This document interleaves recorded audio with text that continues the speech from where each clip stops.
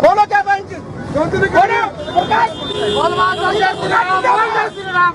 हमारे साथ राजद के सीनियर लीडर हैं हातिम अंसारी साहब। पिछले दिनों धनबाद में जिसान खान के साथ एक मामला हुआ और उसमें वो मेंटली इल लड़का था, जैसा बताया जाता, घर वालों का कहना है कि मेंटली इल है और पिछले 10 सालों से जो है उसका इलाज चल रहा है।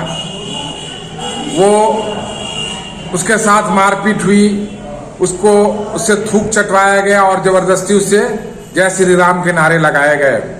इस सिलसिले में पुलिस ने जो कार्रवाई करनी थी वो किया है, लेकिन हातिम अंसारी साहब जो हैं वो क्या कहना चाहते हैं इस मामले में, आइए उनकी बात को जानते हैं, उनकी राय को जानते हैं इस सिलसिले में। देखिए, मामला बहुत गंभीर और संगीन है। जुमा का दिन था और वहां रणधीर वर्मा चौक के बजाय जो धरना स्थल है, हमेशा वही धरना होता है, लेकिन वहां उसके बजाय ये लोग कमांड बिल्डिंग के पास जहां गांधी जी की मूर्ति लगी हुई है, उस मूर्ति पर के समझ भारतीय जनता पार्टी के सांसद पशुपतिनाथ सिंह और यहाँ के जो विधायक हैं भाजपा के राज सिन्हा जी सहित सैकड़ों लोग वहां पर मौन धारणा का कार्यक्रम रखा था। और उसी समय किसी वजह से जिसान खान जो वो मंदबुद्धि का है और उसके जो है CIP रांची से उसका इलाज भी चल रहा है, जैसा हमें बाद में जानकारी मिली।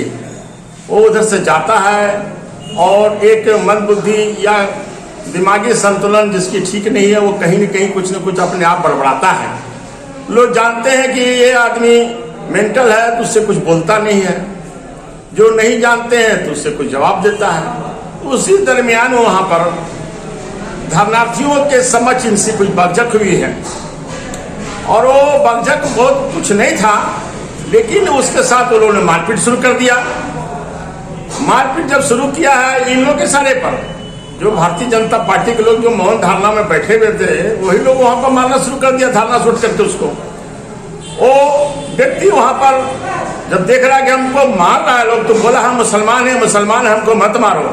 इसके बाद तो उसके साथ और मारपीट शुरू हो गया और इसके बाद जो धारणा स्थल में जो लोग थे सभी लोग अपने लाते गुस्से से उसको मारा और उसको वहां पर थूक करके सड़क पर, आप उसका फुटेज आप देख सकते हैं, पूरा फुटेज वायरल हो चुका है, पूरे देश दुनिया में वायरल हो चुका है।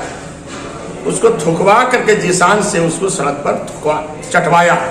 चटवाने बाद में वहीं जो भारतीय जनता पार्टी के जो कार्यकर्ता हैं उनसे हाथ पकड़ के उनको बोला कि जय श्री राम बोलो और जय श्री राम के नारा लगवाया।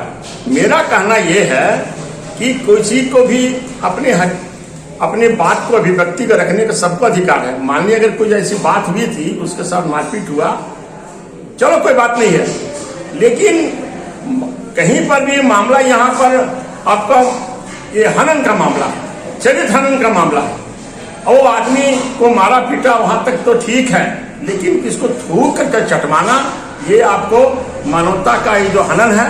और मैं इस मामला को ये आपको ये ह्यूमन राइट्स दिल्ली शास्त्री भवन तक मैं इस मामला को लिखित रूप से ले जाऊंगा कि आखिर में एक जिसान खान जो मुख्य रूप से वो वांछित था, वो मंदबुद्धि का था, उसका इलाज चल रहा है, उसके पास सारी तरह का सर्टिफिकेट डॉक्यूमेंट उसको है, फिर इसके तरह उनके साथ इस तरह के क्यों वारदात हुआ।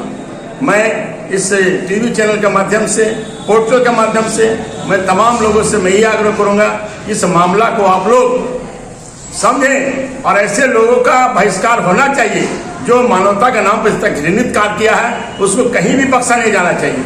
मैं झारखंड के मुख्यमंत्री हेमंत सोरेन को मैं ये बधाई दूंगा, उन्होंने तुरंत इस मामला को एक्शन लिए और ट्वीट पर जिसने भी इस बात को मुख्यमंत्री तक पहुंचाया वो भी बहुत धन्यवाद के शुक्रगुजार मैं करता हूं उनको, बधाई मैं देता हूं कि ऐसे मामला को, जबकि वो आदमी कोई मुसलमान नहीं था, जो आदमी ट्वीट किया कोई मुसलमान नहीं था, लेकिन देश दुनिया एक सच्चाई और ईमानदारी से कायम है।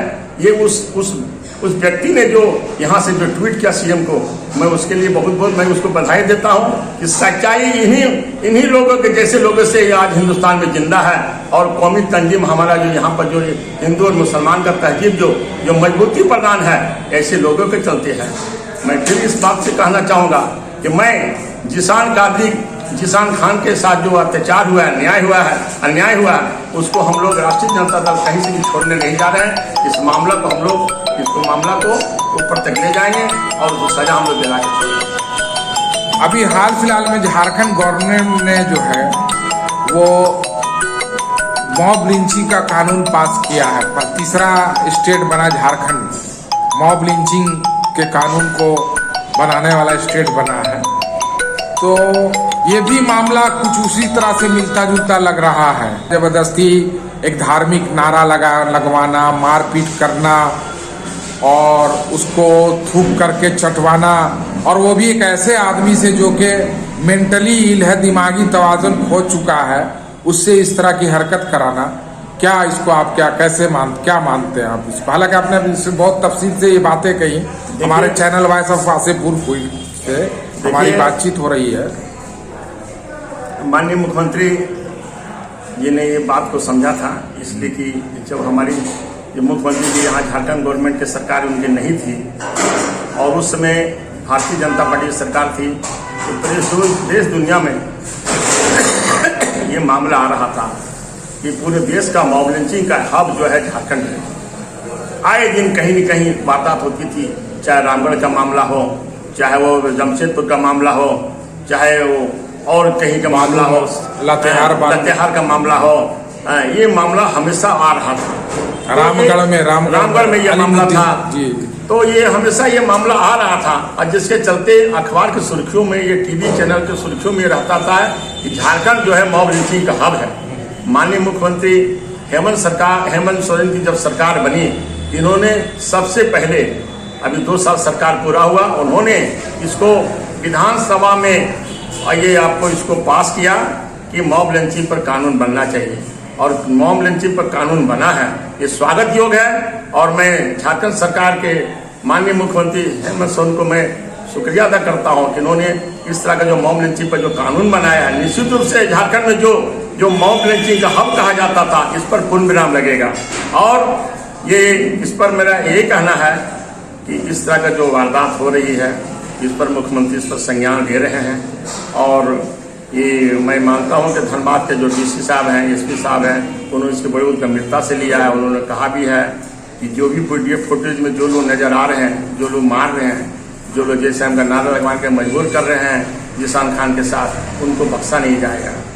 इस सिलसिले में और क्या बातें आपसे क्या कहना चाहते हैं, क्या उम्मीद करते हैं डिस्ट्रिक्ट एडमिनिस्ट्रेशन से, पुलिस एडमिनिस्ट्रेशन से, और जो राज्य सरकार है उससे क्या उम्मीद करते हैं आप?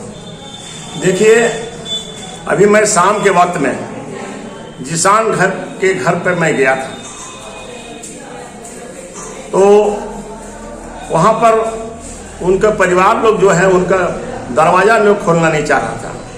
हम लोगों ने आवाज दिया कि हम लोग आए हुए हैं आपसे बात करने के लिए, लेकिन दरवाजा नहीं खुला। अंदर सवाल दिया कि कोई नहीं है।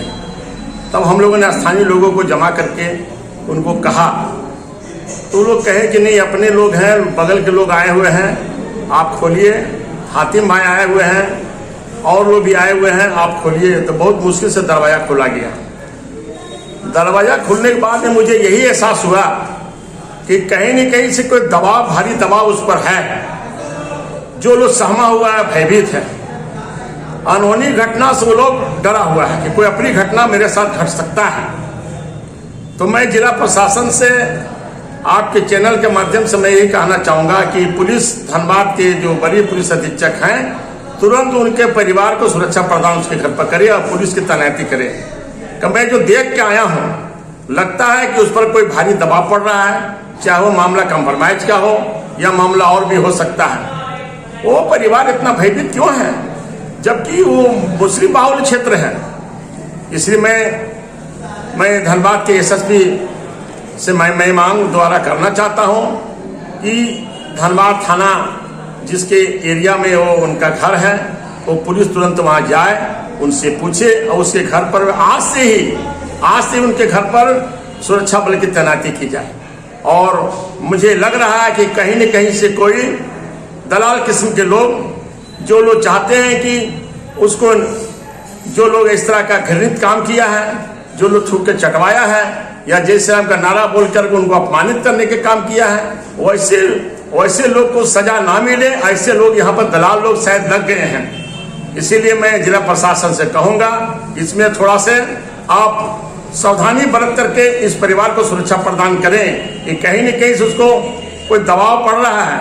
और अगर इस पर इस तरह का अगर कोई सुरक्षा प्रदान नहीं किया गया तो मैं समझूंगा कि ये किसी गरीब आदमी जिसमें इस तरह का न्याय जो हुआ है वो उसके साथ न्याय नहीं मिल पाएगा। बहुत बहुत शुक्रिया हातिम साहब, हमारे YouTube channel voice of Wasseypur से बात करने के लिए आपका शुक्रिया, धन्यवाद।